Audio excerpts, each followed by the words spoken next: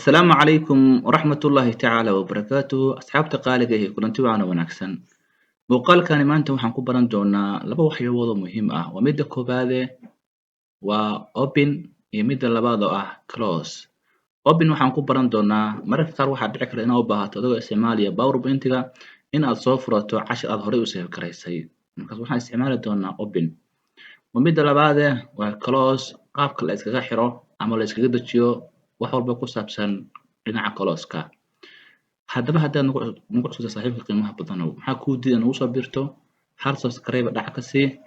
isla mar ahaantaasna ka mid noqo saaxiibada qiimaha badan aan ku saaxiibnay guuleyso haddii hore nala joogtayna fadlan hal like horey ugu dhufo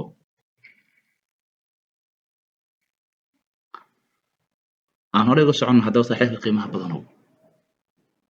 haddii aan doonaya cashir aan horey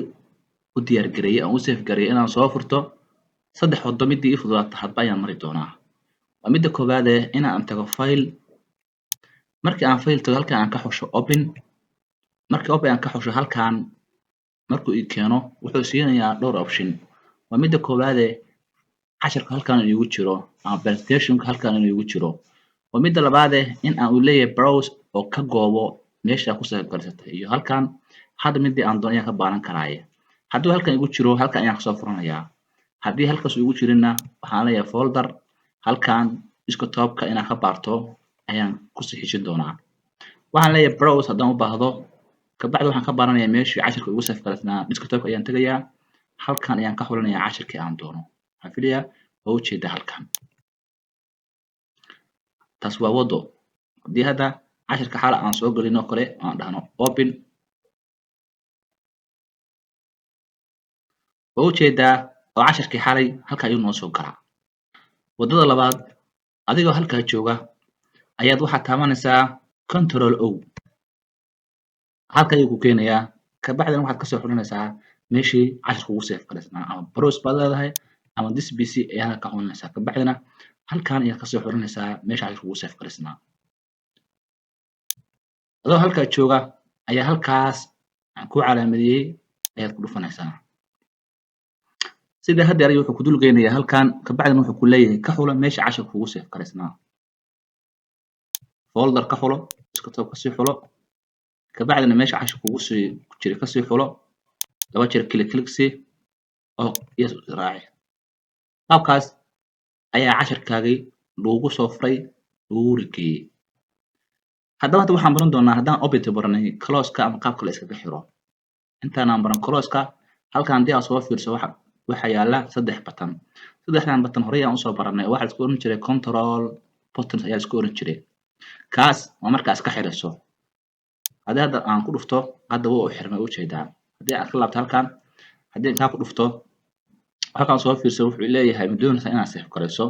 haddaan ku dhufto save wuu save garaynayaa don't save-na waxa waye ma doonin inaan save garayo cancel-na waxa weeye labadaas midna ma doonaya iga cancel hadda waxaan leeyahay cancel kan waxaa loo yaqaanaa saa markuu kuu yahay maximize ayaa loo yaqaanaa haddaa ku dhufato cashirkii hoos ayuu kaa geeyey